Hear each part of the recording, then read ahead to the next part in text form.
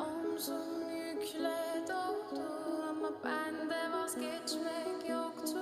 Bitmedi, bitmedi, bitirmedim. Ben özel değilim ya da öyle bir şey, ama sen varken hep böyle hissettim, böyle hissettim. Yanan her şey gül.